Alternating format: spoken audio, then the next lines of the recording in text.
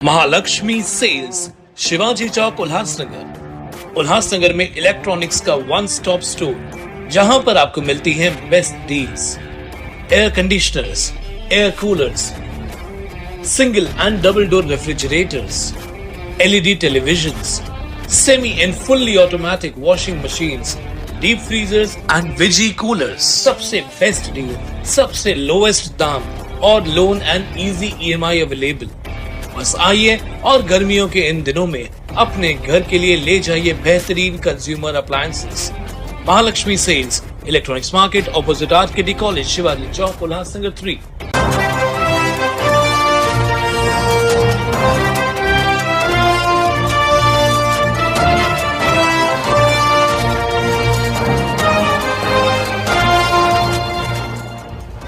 उल्लास Jaabaaz 24/7 TV news, शहर का आईना। नमस्कार, मैं प्रेम जामदानी, आप देख रहे हैं उल्लास जाबाज न्यूज। शहर की ताजा तरीन खबरों से बने रहने के लिए उल्लास जाबाज यूट्यूब चैनल को सब्सक्राइब कर बेल आइकन को क्लिक कीजिए। उल्लासनगर के मड़लगांव निवासी राजू दत्तावकर, जो मनपा द्वारा संचालित सुपर स्पेशलिटी अस्पताल में सुरक्षा रक्षक के रूप में काम करता था, सोमवार को उसने अपने घर में फांसी लगाकर आत्महत्या कर ली। आरोप है कि पिछले 6 महीने से उसे अस्पताल द्वारा वेतन नहीं दिया गया था, जिसके कारण उसकी आर्थिक स्थिति बहुत खराब हो गई थी और वह तनाव में था। हालांकि बुधवार को आयोजित पत्रकार परिषद में अस्पताल के संचालक डॉक्टर संजीत पॉल ने इन आरोपों का खंडन करते हुए बताया कि राजू दत्तावकर अस्पताल शुरू होने से पहले मंदिर के पुजारी के रूप में कार्यरत था और 12 फरवरी से आधिकारिक रूप से सुरक्षा रक्षक के पद पर नियुक्त किया गया था। पॉल ने दावा किया है कि हर महीने का वेतन राजू के खाते में जमा किया जा रहा था, लेकिन इस महीने का वेतन नहीं दिया गया था क्योंकि राजू चेक लेने नहीं आ रहा था। डॉक्टर पॉल ने कहा कि राजू की आत्महत्या का असली कारण उसकी कर्जदारी थी। राजू ने कई लोगों से कर्ज ले रखा था और उन लोगों को यह पता चल गया था कि वह इस अस्पताल में काम करता है। वह लोग उसे धमकी देते थे कि अस्पताल में आकर पैसा वसूली करेंगे। उनकी इस धमकियों से डरकर वह 2 महीने से काम पर नहीं आ रहा था। अस्पताल प्रबंधन ने राजू के परिवार को 3 लाख रुपए की आर्थिक मदद की पेशकश की है और उसकी पत्नी के नाम से चेक जारी किया है। वहीं डॉक्टर पॉल ने आरोप लगाया है कि अस्पताल को बंद कराने के लिए शहर के कई लोग षड्यंत्र रच रहे हैं। उन्होंने कहा कि कर्मचारी भी डर और धमकियों का सामना कर रहे हैं और पुलिस थाने में शिकायत दर्ज कराने जाने वाले पीड़ितों को धमकाकर वापस लौटने पर मजबूर कर दिया जाता है। डॉक्टर पॉल ने कहा कि जल्द ही वह इस साजिश का पर्दाफाश करेंगे। क्या है, क्या प्रेस कॉन्फ्रेंस आपने बुलाया है, क्या बताएंगे? पहले तो मैं अपने प्रेस मित्र लोग, फ्रेंड लोगों को मैं वेलकम करता हूँ अपने उल्लासनगर म्युनिसिपल कॉर्पोरेशन की हॉस्पिटल पे।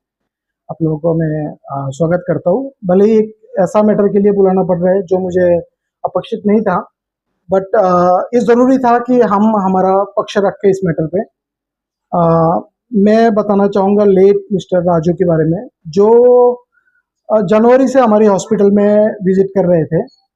मतलब हमारा कंस्ट्रक्शन का काम चालू था तो वो आते रहते थे, जाते रहते थे। एंड हमने फिर उनको क्या बोला कि आप कुछ काम में नहीं बोलते, कुछ काम है तो दो, बिकॉज उस टाइम में हॉस्पिटल चालू नहीं हुआ, कंस्ट्रक्शन का काम चालू था। तो वो हमारी गणपति जी की पूजा करते थे एज ए पुजारी बोल के। तो वो जनवरी महीने में हम लोग ये सोच रहे थे कि हॉस्पिटल जनवरी में ओपनिंग होगा, बट ओपनिंग हुआ नहीं था उस टाइम पे किसी कारण से। बट गणपति भगवान मंदिर सब सेट हो गया, तो मंदिर को हम ऐसे नहीं रख सकते, तो मंदिर की पूजा करता था वो रोज आके। फिर वो मतलब इंसान इतना अच्छा था, वैसे सिक्योरिटी गार्ड जैसा वो था नहीं, छोटा हाइट का था, बट एक जो विश्वास रहता है किसी आदमी से देखने के बाद कि ये विश्वास करने लायक आदमी है। तो हमारा कोई भी सामान, क्योंकि कंस्ट्रक्शन चालू था तो सामान चोरी वगैरह हो सकता था, तो हमें लगा कि ये इंसान के ऊपर हम भरोसा कर सकते थे। तो हमने उसको सिक्योरिटी गार्ड अपॉइंट किया जिस दिन से हॉस्पिटल ओपन हुआ, 12 तारीख से। सो 12 फरवरी से वो हमारे पास सिक्योरिटी गार्ड बोल के काम कर रहे हैं। एंड अभी तक भी हमारी पेरोल पे वो है, काम कर रहा है। लास्ट ये जो महीने, इस महीने की 2 तारीख से वो आ नहीं रहा था हमारे हॉस्पिटल में। एंड हमारे पास कुछ खबर नहीं था, हमें ना ही कोई एप्लीकेशन दिया था, ना कोई लेटर दिया था कि हम नहीं आ पाएंगे। एंड हम लोग उसको जब काफ़ी दिन हो गए नहीं आ रहे, तो हम लोग उससे फॉलो अप चालू किया। हमारे एचआर ने कॉल किया उसको, कभी तो 4-5 बार भी कॉल किया एक ही दिन में कि आप कहाँ पे हो, आप जॉब पे नहीं आ रहे हो, आ जाओ जॉब करने। एंड उसके ऊपर भी वो आई थिंक बीच में एक बार हॉस्पिटल में आए कोई एक दिन, एंड आके बोला कि मैं चर्चा करके ज्वाइन करता हूँ, बट देन भी ज्वाइन नहीं किया। एंड फिर हमें ये उनकी खबर मिली कि उन्होंने सुसाइड किया। फिर इसके ऊपर जब आरोप प्रत्यारोप चालू था, तो हमने उसकी जो डिटेल्स है, एक प्रेस नोट हमने उल्लासनगर म्युनिसिपल कॉर्पोरेशन को जमा किया, जिसमें हमने क्लियरली बताया कि जब से वो हमारे पास काम पे है, हर महीने की सैलरी उसको हर महीना पहुंचा है, जिसका, क्योंकि हमारे पास क्या है, कोई भी सैलरी, कॉर्पोरेट हॉस्पिटल है तो सैलरी हमारा बैंक अकाउंट थ्रू ट्रांसफर होता है, तो उसकी पर्सनल अकाउंट पे ही उसकी सारे सैलरीज गई है। जब वो पूजा करता था उस टाइम के भी जो पूजा का पैसा था वो भी हमने उसकी अकाउंट पे दिए। फरवरी महीने 12 तारीख से जब उसकी काम चालू हुआ तो वो फरवरी महीने का सैलरी भी हमने उसके अकाउंट में दिए, मार्च महीने के भी उसके अकाउंट में दिए। अप्रैल महीने में हम उसके अकाउंट, अप्रैल महीने का सैलरी मई महीने में उसके अकाउंट में नहीं दे पाए, बिकॉज वो आ नहीं रहा था हॉस्पिटल में। हमें समझ में नहीं आ रहा था कि वो आ क्यों नहीं रहा है, वो एब्सकॉन्ड भाग गया काम छोड़ के कि काम में है। ऐसे स्टाफ का हम चेक बनाते हैं, तो हमने उसकी अप्रैल महीने का सैलरी का चेक बना के रखा था जो मई में उसको लेना था, बट मई 2 तारीख से वो हॉस्पिटल आ ही नहीं रहा है, तो वो चेक उस डेट से बना हुआ ही है हमारे पास। अभी हमें एक खबर पता चला, तो जिस दिन ये इंसिडेंट हुआ, वो इंसिडेंट होने के बाद उल्लासनगर की जो वरिष्ठ लोग हैं उन्होंने बोला कि भले ही आपने किया है बट उसको एक आर्थिक मदद करो, बिकॉज वो शायद कुछ तकलीफ में होगा, लोन पे होगा, जो भी है। तो उसके ऊपर भी मैंने जब थोड़ा बहुत और स्टडी किया तो मुझे पता चला कि उसने कहीं से कर्जा लिया हुआ था, एंड कोई प्राइवेट एजेंसी है जिससे कर्जा लिया हुआ था। वो प्राइवेट एजेंसी उसको हॉस्पिटल में आके धमकाता था, उसको पता चल गया था इधर काम करता है, और उसको एक डेडलाइन दिया कि ये तारीख तक पैसा नहीं मिलेगा तो हम देख लेंगे। तो उसने क्या कि उस तारीख से हॉस्पिटल आना बंद कर दिया। उसका ना आने का कारण हमें उस दिन पता चला, एंड डर के मारे, क्योंकि वो प्राइवेट प्लेयर को पता चल गया कि इस हॉस्पिटल में काम करते हैं, तो डर के मारे ड्यूटी पे नहीं आ रहा था।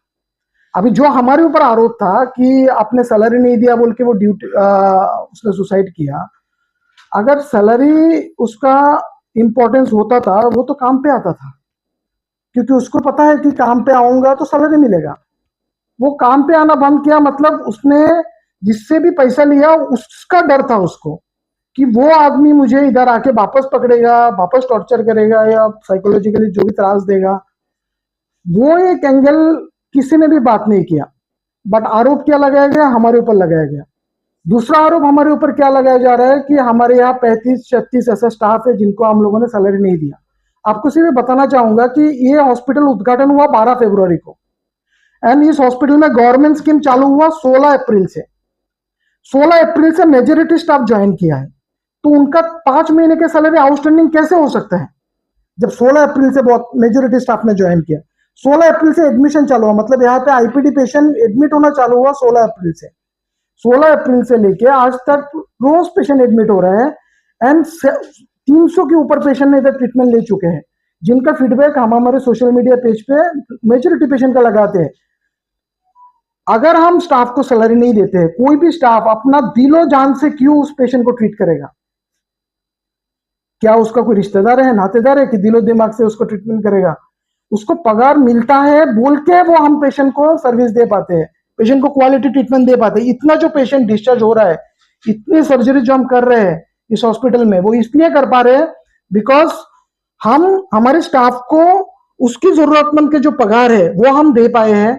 इसकी वजह से उन्होंने इधर ज्वाइन किया है और पेशेंट को सर्विस दे रहे हैं, और सर्विस कम देने से कतराते हैं कि हम उनको निलंबन ना करें कि अगर सर्विस बरोबर नहीं दिया तो उनका डर है कि हम निलंबन ना करें, ना कि ये डर है कि हमें सैलरी नहीं देते। सैलरी जब आप देते हो तो भी एक स्टाफ को डर रहता है कि भाई हमारे यहां से काम से ना निकाल दिया जाए। ये है हमारा, मतलब ये जो दूसरा आरोप चालू है कि स्टाफ का नहीं दिया। ये मैं सिर्फ एक चीज बताना चाहूंगा कि कोई भी जब एक ऑर्गेनाइजेशन नया चालू होता है वो परफेक्ट नहीं होता है। ब्रीचकंडी, हिंदुजा हॉस्पिटल भी परफेक्ट नहीं है, तो उसको परफेक्ट बनाने की कोशिश किया जाता है, उसके लिए मेहनत किया जाता है कि परफेक्ट बनाया जाए। ये हॉस्पिटल चालू होके 2 महीना कंप्लीट नहीं हुआ है, हम भी, मैं क्या बोल सकता हूँ कि कहीं पे हम भी परफेक्ट नहीं है, हम उसको परफेक्ट बना रहे हैं। एक ऐसा कॉन्सेप्ट पे हम इसको परफेक्ट बना रहे हैं जिसे कहते हैं नो कैश काउंटर। मतलब कुछ गवर्नमेंट के लिस्टेड 1200 प्रोसीजर जिसको इधर फ्री में ट्रीटमेंट मिलता है, ठीक है, उसके बारे में तो हम अलग से बात करेंगे। ये जो प्रकरण है इसमें जो भी आरोप हमारे ऊपर लगाए गए हैं उसका मैं डॉक्यूमेंट रेडी किया हूँ सो दैट मैं प्रेस को दे पाऊँ। ये प्रेस कॉन्फ्रेंस होने के बाद उसकी जो मंथली वाउचर्स है वो उसका कब से वो नहीं आ रहा है उसका पंचिंग रिपोर्ट एंड हमारा प्रेस नोट मैं आप सबको हैंड ओवर करूंगा, इसकी एक एक कॉपी अभी आप। हाँ, उसके घर के जो पत्नी है उनकी, उन्होंने आरोप लगाया है कि हॉस्पिटल के पगार के कारण उसने आत्महत्या किया है। बैंक का कोई भी मतलब पर्सनल लोन वाला व्यक्ति उसके घर पे गया नहीं, ऐसा आरोप उसने नहीं किया है। इसीलिए मैंने ये आपको ही बताया कि उसको जो भी सैलरी है वो सैलरी उसके बैंक अकाउंट में जाया करता था। वो बैंक अकाउंट जो भी डेट में उसको सैलरी गया है वो सारा डिटेल्स मैं आपको हैंड ओवर करूंगा। सर, पर उसकी पत्नी ने ऐसा आरोप नहीं किया कि बैंक वाले उनके घर पे आ रहे कि उन्हें फंसे। अरे नहीं, मैं भी बता रहा हूँ उसको जो सैलरी है हमने उसके अकाउंट में जमा किया हर महीने। जो प्राइवेट लोन उसने लिया था वो किससे लिया था? वो उसका हमें कोई आइडिया नहीं है। सैलरी कितना देते थे उसको? उसका सैलरी 14,000 रुपए है। सर, आपका जो एग्रीमेंट हुआ है कॉर्पोरेशन के साथ उसमें टर्म्स कंडीशन में मिनिमम वेजेस एक्ट है, उसके अनुसार कितना देना चाहिए? मिनिमम वेज के हिसाब से हम उसको दे रहे हैं। हम ये डॉक्यूमेंट आपको हैंड ओवर करेंगे इसके बाद। सर, आपने हॉस्पिटल में मेंशन की थी सर, जो हॉस्पिटल में जो सिक्योरिटी गार्ड्स है और जो लेबर यहाँ पर काम करते हैं, क्या किसी एजेंसी को ये काम दिया हुआ है? कल कुछ लोगों ने महानगर पालिका के यहाँ पर अपना दर्शन वहां पर दर्शाया था कि आपके यहाँ पर जो सिक्योरिटी जो है और लेबर कॉन्ट्रैक्ट है वो एजेंसी को दिया हुआ है, ये एजेंसी के मार्फत काम है, उसके बारे में मैं ये जो पॉइंट है ना, ये सारे पॉइंट के ऊपर एक सेकंड लेवल पे हम लोग डिस्कशन चालू करेंगे। अभी ये वाला इसके ऊपर 2-3 क्वेश्चन आपके जो भी है वो क्लियर कीजिए। मैं आपको सारा इंसिडेंट बताता हूँ कि क्यों इस हॉस्पिटल को टारगेट किया जा रहा है। सर, 2 तारीख के बाद जब वो गायब हुआ उसके बाद से आप लोगों ने कॉल किया, बट फिजिकली उसको ढूंढने की कोशिश की गई क्या? हमने, हमारे पास से अगर कोई स्टाफ बिना इंफॉर्मेशन देके नहीं, अगर जॉब पे नहीं आते हैं तो एज ए कॉर्पोरेट ऑर्गेनाइजेशन हमें समझा जाता है कि शायद उसने जॉब से एब्सकॉन्ड किया है, मतलब उसको कोई दूसरा जॉब मिल गया और ये हमें बिना नोटिस देके चला गया। बट फिर भी हमने उसको कम से कम 4-5 बार उसको 4-5 दिन उसको कॉल किया कि ये कहाँ पे है, उसका क्या स्टेटस है, और हमने एब्सकॉन्ड डिक्लेयर किया नहीं, हमने उसका सैलरी भी बना के रखा। अभी आप एक के बारे में बता रहे, और उस टाइम जो बॉडी आई सेंट्रल हॉस्पिटल में और एक सिक्योरिटी था, उसका भी कहना यही है कि हमारे को पगार नहीं दिया जा रहा है।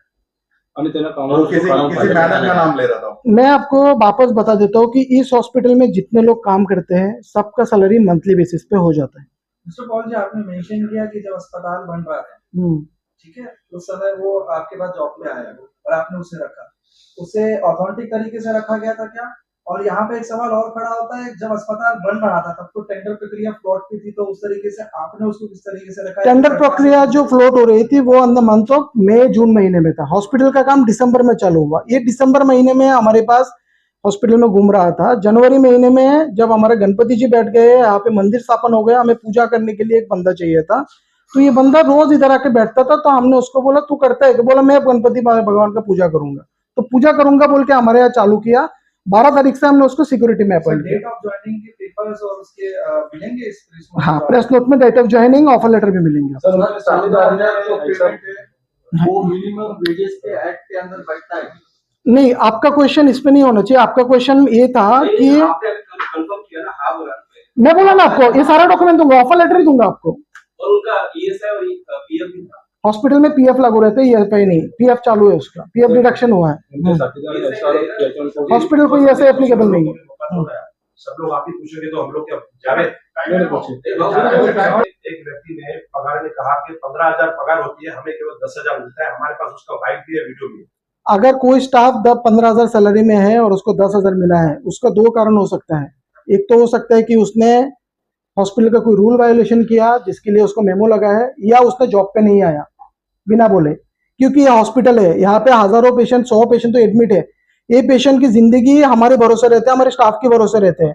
कोई स्टाफ अगर ड्यूटी पे अचानक से बिना बोले नहीं आया तो वो जो पेशेंट, आपकी माँ बहन, मेरी कोई रिश्तेदार या किसी के रिश्तेदार नातेवाईक जो एडमिट है, उसकी जान को धोखा हो सकता है। अगर बिना बोले नहीं आया, अगर बोल के नहीं आया तो हम उसका रिप्लेसमेंट लगा सकते हैं कि ये स्टाफ आज नहीं आ रहा है, तुम इसका डबल कर लो। ड्यूटी, अगर कोई स्टाफ अगर बिना बोले नहीं है और सडनली ड्यूटी में पता चला कि ये नर्सिंग स्टाफ ड्यूटी में नहीं है, ये डॉक्टर ड्यूटी में नहीं है, उसको पेनल्टी लगता है।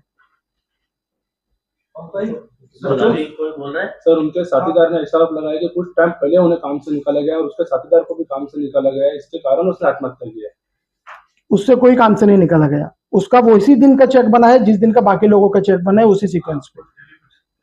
जो सागर पगारे है जिसने कहा है कि उनको 10,000 वेतन दिया जाता है अस्पताल की तरफ से, उनको ही कल काम से क्यों निकाला गया परसों के दिन उस घटना के बाद? नहीं, किसी को काम से नहीं निकाला गया। हमारे पास जो लोग काम छोड़ के गए, किसी ने अगर काम छोड़ के गए ऑन द स्पॉट, कुछ लोग अगर ऑन द स्पॉट काम छोड़ के गए तो उससे हम निकाले गए नहीं बोल सकते।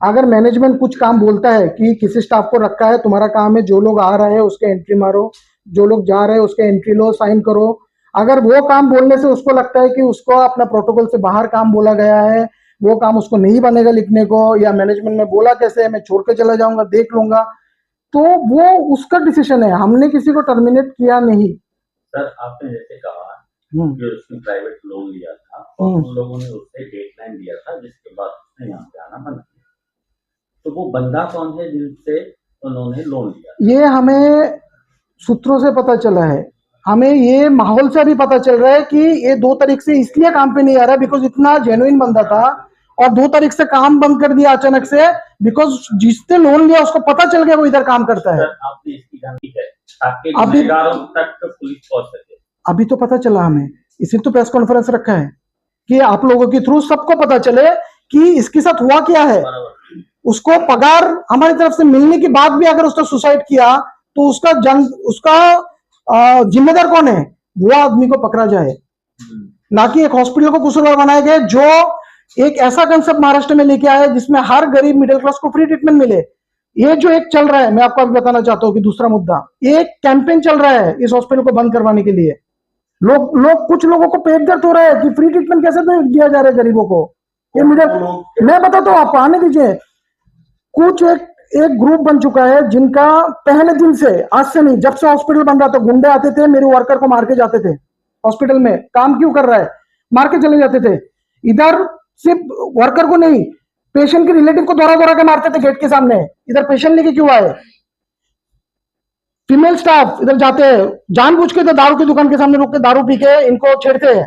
फीमेल स्टाफ बंद कर दे, नर्सिंग स्टाफ आना हॉस्पिटल में, मेरे पेशेंट लोग आना, पेशेंट लाना बंद कर दे गरीब लोग कि भाई हमें इधर मारा जाता है।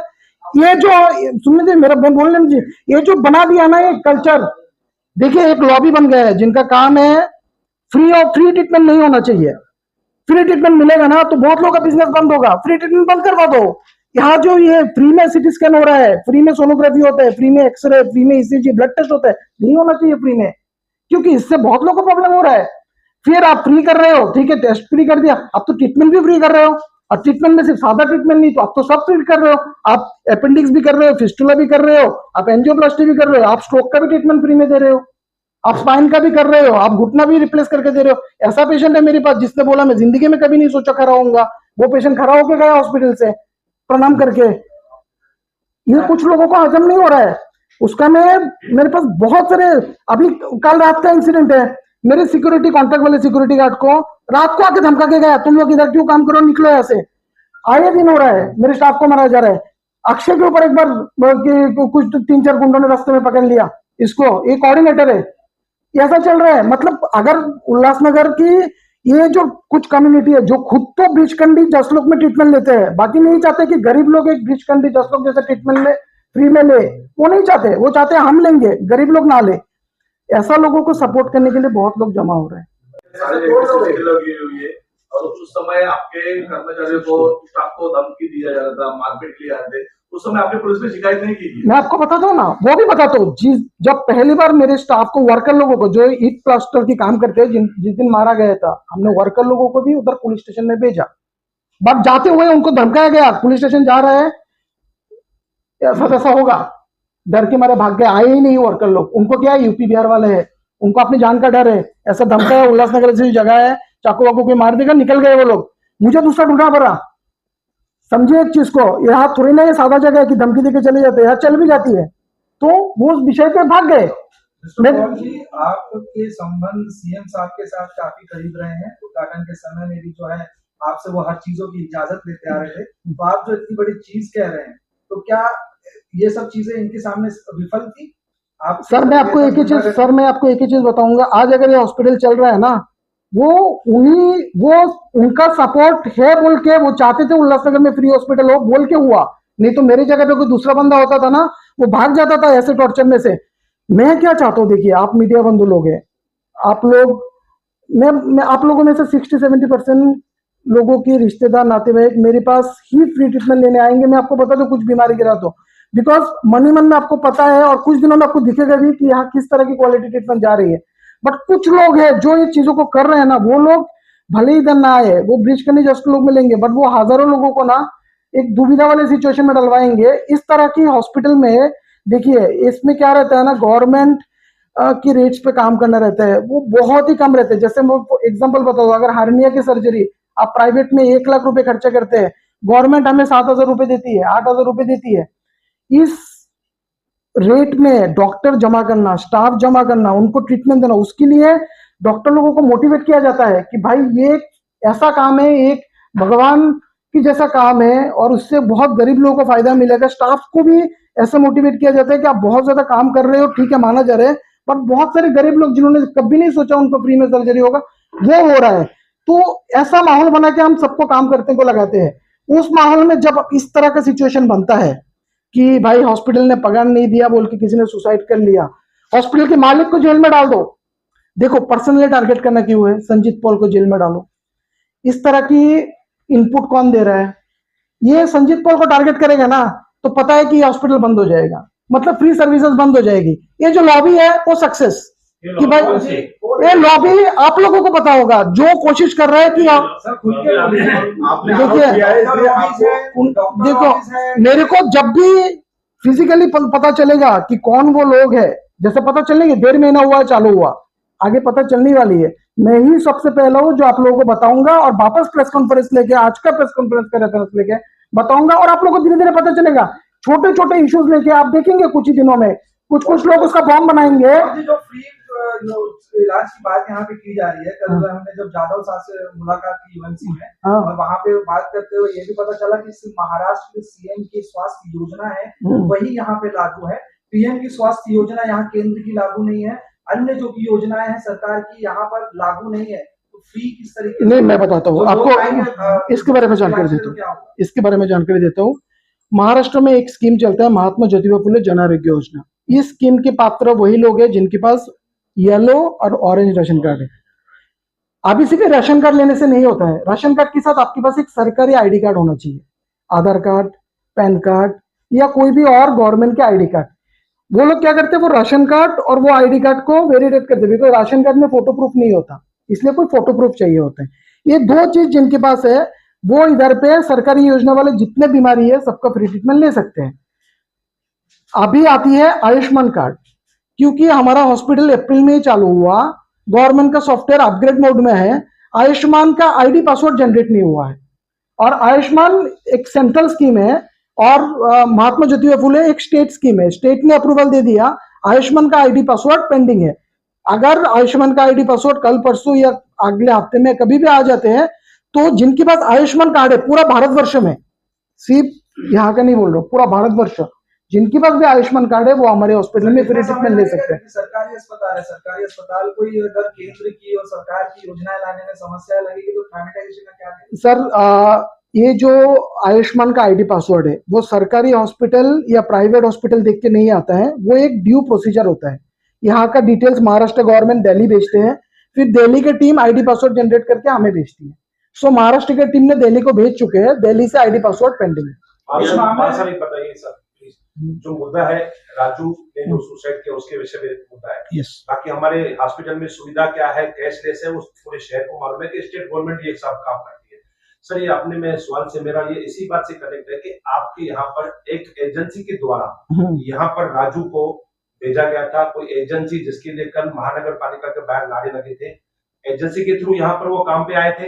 नहीं, राजू एजेंसी में नहीं था, राजू हमारे हॉस्पिटल की पेरोल में था। पवन जी, इस मामले में ये भी कहा जा रहा है कि पीड़ित के घर वालों को कुछ पैसों की आर्थिक जो है मदद भी की गई है। यस, मैं आपको इसके ऊपर ही बताता हूँ। जब मुझे ये इंसिडेंट पता चला शाम की करीब 7-7:30 बजे, मुझे ये पता चला कि राजू ने सुसाइड कर लिया। मैं आपको ये बता सकता हूँ दावे से कि इतने सारे स्टाफ में से ना, मेरे बहुत हॉस्पिटल है, बहुत स्टाफ है, राजू को मैं पर्टिकुलरली जानता था। क्यों? बिकॉज मेरी एक जो विश्वास है गणपति भगवान, वो गणपति भगवान ड्यूटी में ज्वाइन करने के बाद भी पूजा करता था रोज। वो एक लौता इंसान था जिसकी वजह से मैं मान के चल सकता था कि गणपति भगवान के सामने अगरबत्ती चालू रहेगा, दिया चालू रहेगा। तो जब मुझे इंसिडेंट पता चला, मेरे लिए एक शॉकिंग ही था। फिर मुझे एक 8-8:30 बजे ये पता चला कि राजू के रिश्तेदार परिवार वाले किसी भी संस्था के संपर्क में है, जो बोल रहे हैं कि अगर कार्रवाई नहीं हुआ तो हम हॉस्पिटल के सामने आके हॉस्पिटल को बंद करेंगे। सो मैंने सोचा दिस इज शॉकिंग, हमारी क्या गलती है उसमें? हम तो सैलरी दे रहे हैं उसको बरोबर, वो नहीं आ रहा है। और वो हमें अभी पता चला कि उसने सुसाइड किया। अगर मुझे थोड़ा भी पता रहता कि वो मानसिक तास है, मैं पर्सनल लेवल पे हेल्प करता था उसको, बट वो हमें पता नहीं थी। तो 9-9:30 बजते ही फिर ये पता चल गया कि आप उसके रिश्तेदार को मदद कीजिए। मैं बोला ब्लैकमेलिंग में मदद नहीं करूंगा, बिकॉज मेरी कोई गलती नहीं है उसमें। 10 बजते हुए मेरे को कुछ जो उल्लासनगर के वरिष्ठ लोग हैं उन्होंने बोला कि ये ब्लैकमेलिंग की तरफ से आप मदद मत समझो। एक गरीब है, उसका जो भी उसका फाइनेंशियल है, उसका परिवार उससे उभर जाएगा अगर आप मदद करेंगे। एंड आपके लिए कोई बड़ा अमाउंट होगा नहीं, बट उसके लिए बहुत बड़ा अमाउंट होगा। तो मैंने 10 बजे, मुझे 5 मिनट भी नहीं लगे डिसीजन लेने में कि इसको मैं 3 लाख रुपए का चेक भेज रहा हूँ। सर, चेक आपने भेजा था? मैंने भेजा, मेरे साइन का चेक है। जब जांच चल रही है तो आर्थिक से जो है आप मदद कर रहे हैं ह्यूमैनिटी बेस में, तो आपको लगता नहीं कि गैरकानूनी है? ये दिमाग में मेरे था।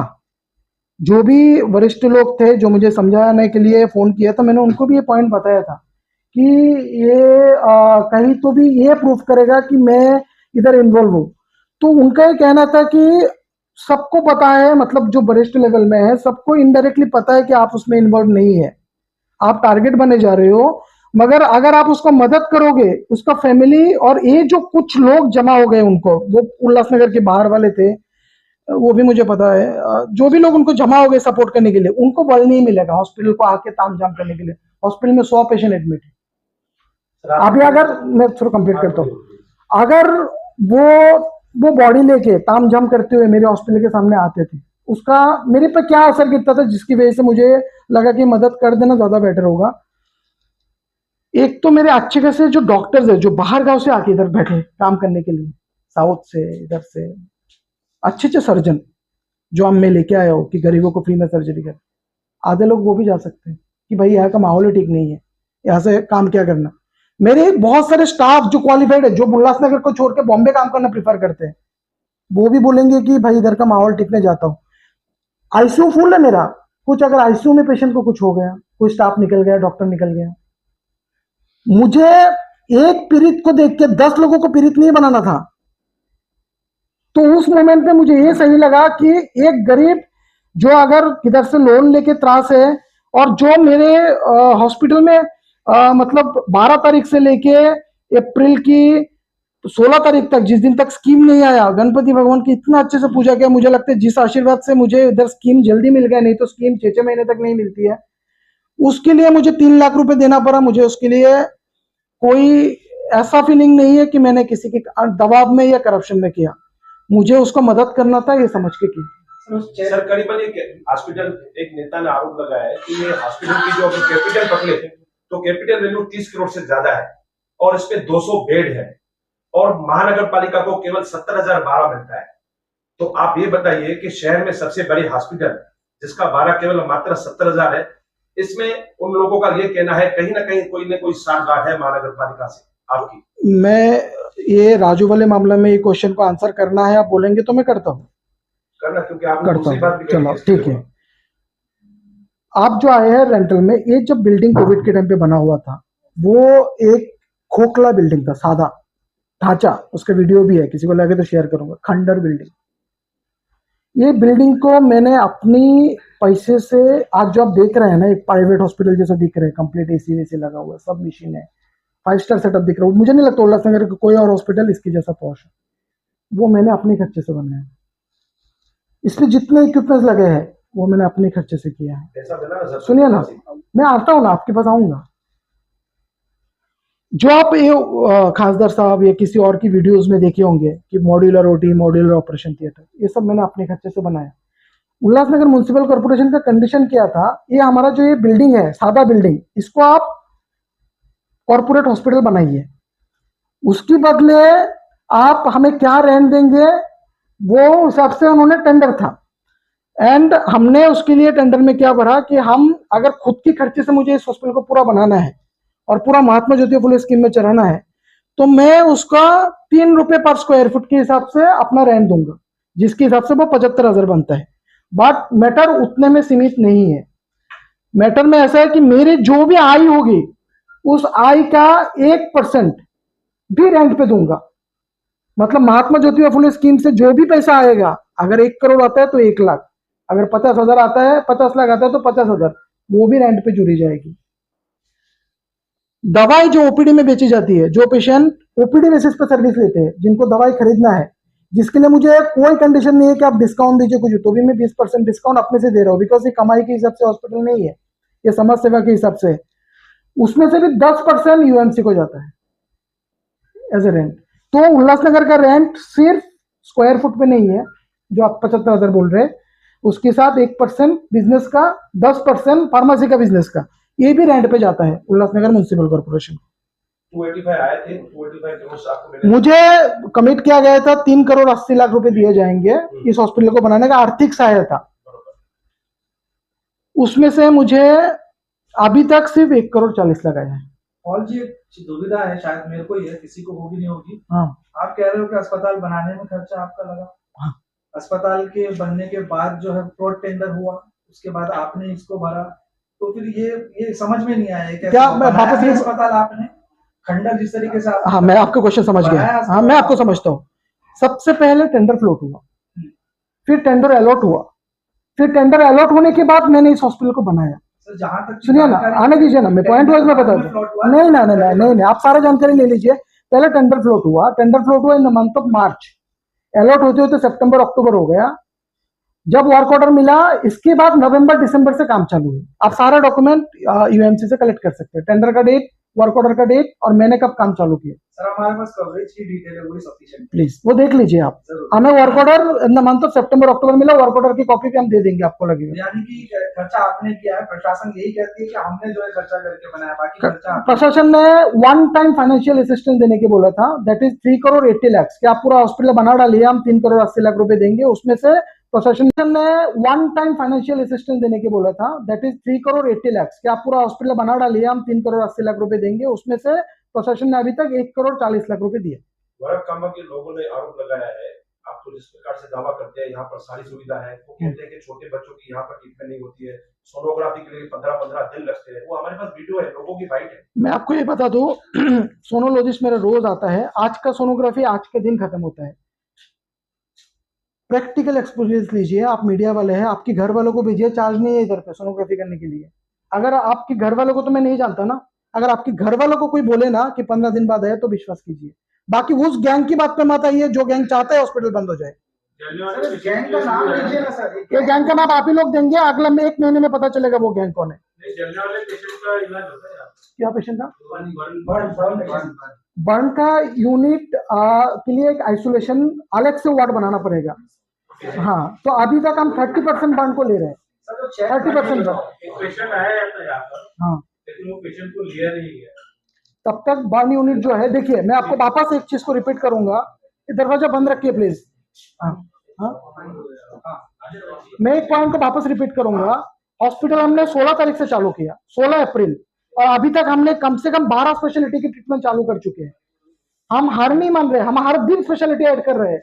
आगे ऐसे भी ट्रीटमेंट होगा जो सिर्फ साइन में होता है, फ्री में, और किधर नहीं होता। आगे वो भी ऐड होगा अगले कुछ ही दिनों में।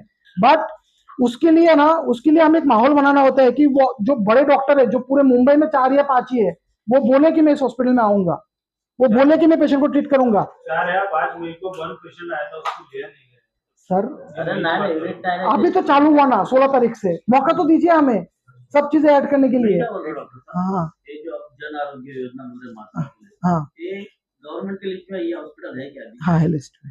सिर्फ उल्लासनगर के 2 अस्पताल है, एक आपका साई प्लैटिनम और सेंट्रल हॉस्पिटल। ये प्राइवेट में देखा होगा आपने, आप गवर्नमेंट में क्लिक करो और आपको Ulhasnagar municipal corporation super speciality hospital. जो चेक आपने मदद के लिए दिया था उसकी डिटेलिंग आप प्रोवाइड कर सकते हैं? मैं डिटेल प्रोवाइड कर सकता हूँ। वो जो चेक दिया है, मैं आप ये लास्ट क्वेश्चन है तो मैं उसका जवाब दे रहा हूँ। अच्छा करेक्ट।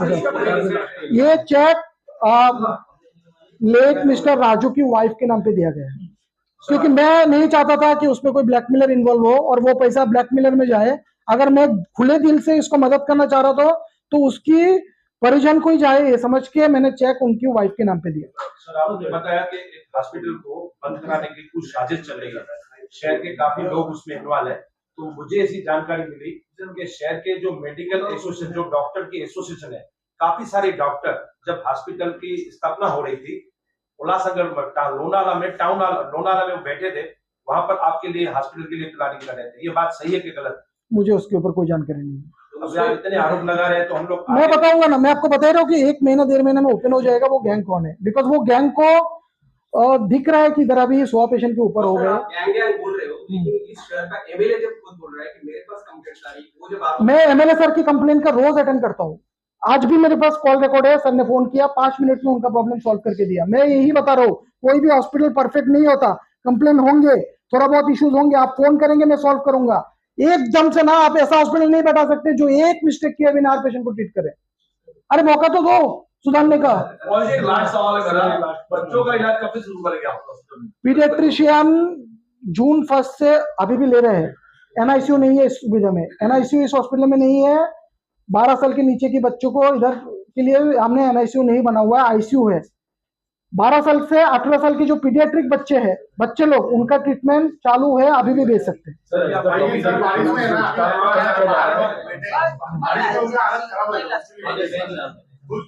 उसके लिए मैंने एमएलए साहब को रिक्वेस्ट किया है कि कुछ तो करके दे। जय श्री राम। आइए राम जन्मभूमि अयोध्या राम मंदिर के साथ वाराणसी के काशी विश्वनाथ मंदिर और त्रिवेणी संगम, गंगा यमुना सरस्वती नदियों के संगम की यात्रा कराएं। जय बालाजी पैकेज टूर्स एंड यात्रा लाए हैं एक शानदार ट्रिप 21 अगस्त से 25 अगस्त तक, जिसमें ट्रेन सफर होगा 3 टायर एसी में और रहने के लिए दिए जाएंगे एसी रूम्स और साथ ही साथ तीनों टाइम खाना मिलेगा, ब्रेकफास्ट, लंच और डिनर। और ट्रैवल के लिए होगी एसी बस केवल 12,200 रुपए में। जल्द ही बुकिंग करें, केवल 144 लोगों के लिए ही जगह बाकी है।